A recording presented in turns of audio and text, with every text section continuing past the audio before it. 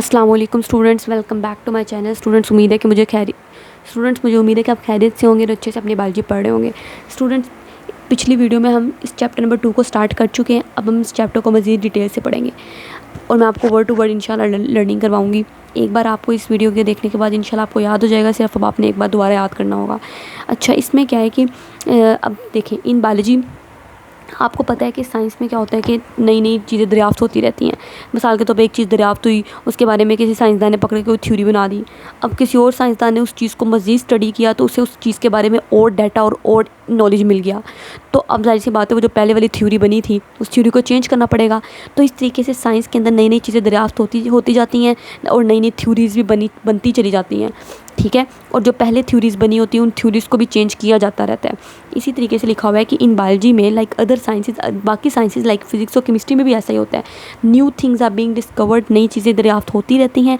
And long held theories are being modified, और जो theories पहले बनी हुई थी उन थ्योरीज़ को मॉडिफाई किया जाता है, तब्दील किया जाता रहता है और रिप्लेस्ड विद बेटर वंस, और उससे जो बेहतर कोई थ्योरी मिलती है उससे रिप्लेस किया जाता रहता है। As more data knowledge is accumulated, जैसे जैसे उस चीज़ के बारे में आपको मज़ीद मालूमात और मज़ीद डाटा मिलता जाता है तो जो पहले थ्योरी बनी थी उस थ्योरी को रिप्लेस किया जाता है, ठीक है। उस थ्योरी की बजाय कोई नई थ्योरी बना दी जाती है। अच्छा, अब हमने पढ़ा था कि बायोलॉजिकल प्रॉब्लम क्या होती है, वो साइंटिफिक मेथड। बायोलॉजिकल प्रॉब्लम क्या है कि कोई भी ऐसा सवाल जो आपके अपने जहन में आ रहा है, ठीक है, या किसी ने आपसे पूछ लिया है लेकिन वो बायोलॉजी के मुतालिक है, मतलब लिविंग थिंग्स के मुतालिक हो, तो उसको बायोलॉजिकल प्रॉब्लम कह देंगे। अच्छा, अब जब बायोलॉजिकल प्रॉब्लम को हमने सोल्व करना है तो उसके लिए जाहिर सी बात है, आपके जहन में कोई सवाल आता है या कोई आपसे पूछ लेता है कि what is the cause of malaria, ये जो एक बंदा है इसको मलेरिया हुआ इसका क्या वजह है।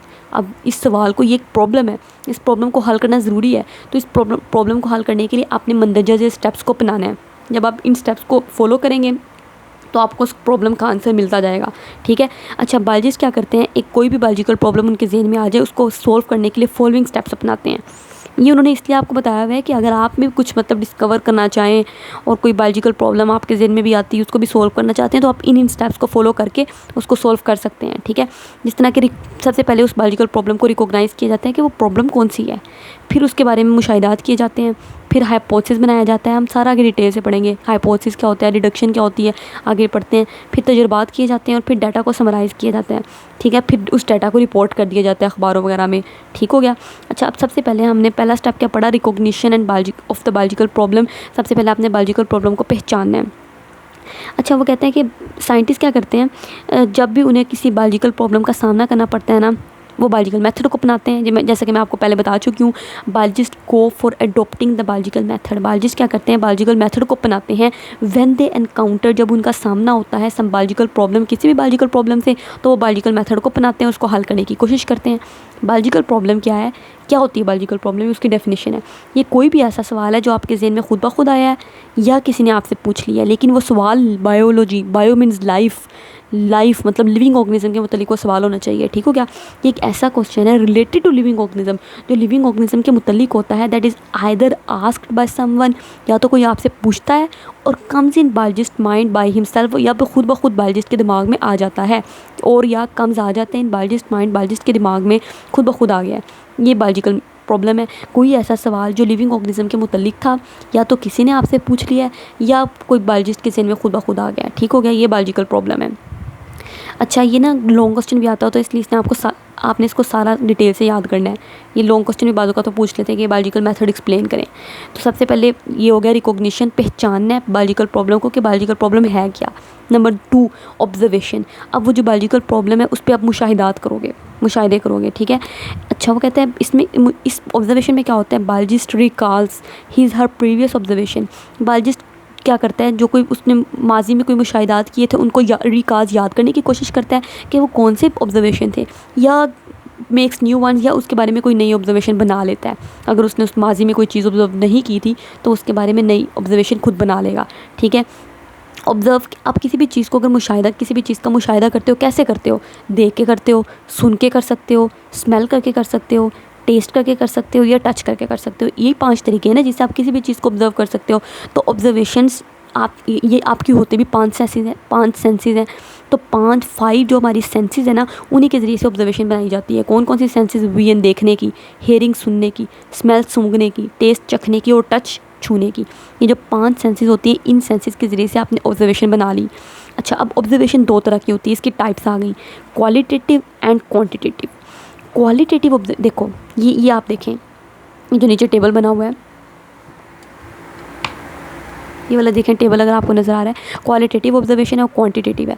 क्वालिटेटिव ऑब्जर्वेशन क्या होती है, जैसा कि मैं आपको कहूँ कि पानी का जो फ्रीजिंग पॉइंट होता है ना, जिस पे पानी जमता है, वो ठंडा होता है देन बॉइलिंग पॉइंट की निस्बत ज़ाहिर सी बात है, बॉइलिंग पॉइंट वो पॉइंट है जिस पे पानी उबल रहा है, तो वो तो बहुत हाई टेम्परेचर होगा, वो तो गर्म होगा, ठीक है। ये क्वालिटेटिव है, मतलब इसमें मैंने आपको नहीं बताया कि फ्रीजिंग पॉइंट कितना है और बॉइलिंग पॉइंट कितना है। आपके जहन में आ सकता है, अच्छा फ्रीजिंग पॉइंट अगर ठंडा है तो कितना ठंडा है बॉइलिंग पॉइंट से, आ सकता है ना। ये क्वालिटेटिव ऑब्जर्वेशन से आपको मुकम्मल मालूमात नहीं मिलती, क्वांटिटेटिव से मुकम्मल मालूमात मिल जाती हैं। जैसा कि क्वांटिटेटिव ऑब्जर्वेशन में आपने क्वांटिटी दे दी, तादाद दे दी है, यानी कि मैंने बता दिया कि पानी का जो फ्रीजिंग पॉइंट है ना वो 0 डिग्री सेल्सियस है और पानी का जो बॉइलिंग पॉइंट है वो 100 डिग्री सेल्सियस है। इससे आपको पता लग गया, अच्छा मतलब 100 डिग्री का फ़र्क है, इतना ज़्यादा फ़र्क है इन दोनों में, इससे आप अंदाज़ा लगा सकते हो। इससे आप ऐसा कोई अंदाज़ा नहीं लगा सकते थे, ठीक है।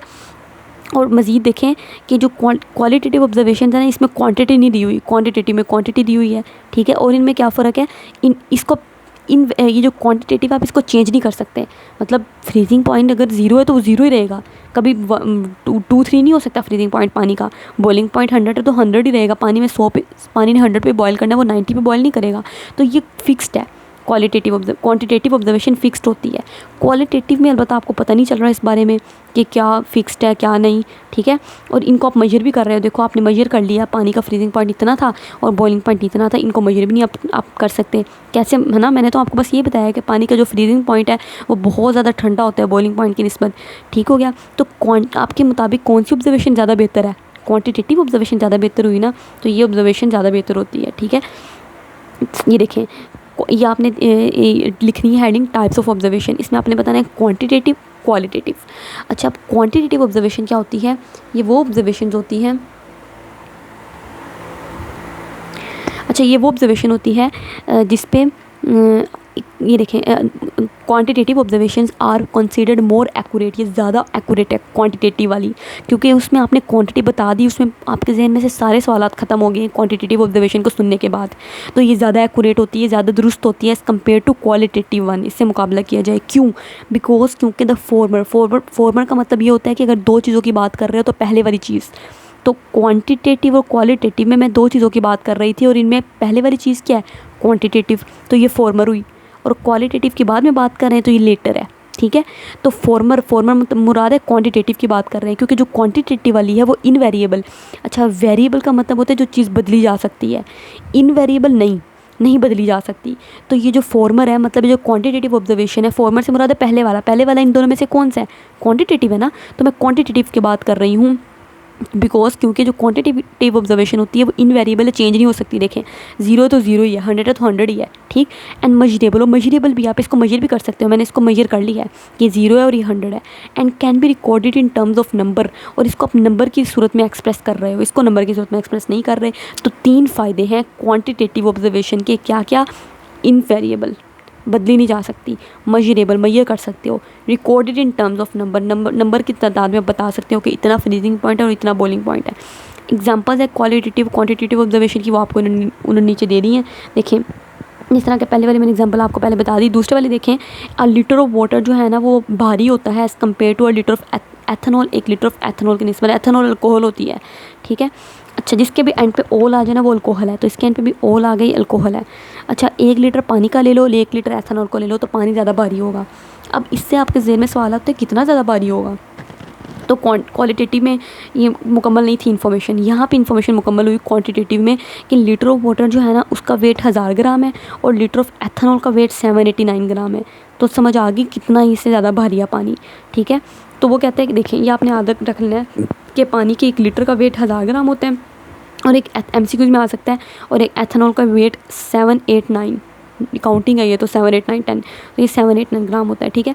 अच्छा, अब ऑब्जर्वेशन के दौरान क्या होता है कि आप ना सिर्फ दूसरी चीज़ों का मुशाहिदा करते हो, बल्कि जो पहले लोगों ने काम किया होता है उस काम को भी आप स्टडी कर सकते हो। मिसाल के तौर पर आप किसी चीज़ के ऊपर ऑब्जर्वेशन कर रहे हो तो आप उस चीज़ को भी ऑब्जर्व करो, और उस चीज़ पर पहले जिन लोगों ने काम किया हुआ है आप उनके काम को भी देख सकते हो कि उन्होंने क्या इस चीज़ के बारे में ऑब्जर्व किया था, उन्होंने क्या किया था, ठीक है। जिस तरह डार्विन ने ऐसे किया था, जब वो अपना सफ़र कर रहा था ना, तो उसने ना सिर्फ नॉट ओनली ऑब्जर्व्ड, उसने ना सिर्फ खुद ऑब्जर्व किया और अपने नोट्स बनाए ड्यूरिंग हिज वॉयज अपने सफ़र के दौरान, but he also read the works of other naturalist, बल्कि उसने जो दूसरे लोग थे उनके काम को भी पढ़ा टू फॉर्म इस थ्योरी ऑफ एवोल्यूशन, और फिर उसने अपनी थ्योरी ऑफ एवोल्यूशन बनाई थी डार्विन ने। तो ये आपको आ सकता है डार्विन ने कौन सी थ्योरी बनाई थी, थ्योरी ऑफ एवोल्यूशन बनाई थी। ठीक हो गया। अच्छा, अब ऑब्जर्वेशन का मुकम्मल करते हैं थोड़ी सी बात करके। ऑब्जर्वेशन के अंदर ना जैसा कि मैंने पहले बात की, डार्विन ने क्या किया था, ना सिर्फ अपना काम बनाया था बल्कि दूसरों के काम को भी स्टडी किया था। तो ऑब्जर्वेशन में यही होता है कि ऑल्सो इंक्लूड रीडिंग, आप दूसरों के काम को भी पढ़ सकते हो और स्टडी कर सकते हो what others have done in the past, के दूसरे लोगों ने माजी में क्या किया है। ठीक है, क्यों? क्योंकि scientific knowledge is ever growing, scientific knowledge तो बढ़ता रहना है, फूलता ही रहना है, ये तो कभी ख़त्म ही नहीं होने वाली चीज़। ठीक हो गया। अगली वीडियो में इंशाल्लाह फॉर्मुलेशन ऑफ हाइपोथेसिस और डिडक्शन और एक्सपेरिमेंटेशन के बारे में पढ़ेंगे। अगर आपको मेरी वीडियोस पसंद आ रही है तो हमारे चैनल को लाइक, सब्सक्राइब और अपने फ्रेंड्स के साथ शेयर करें। अल्लाह हाफिज़।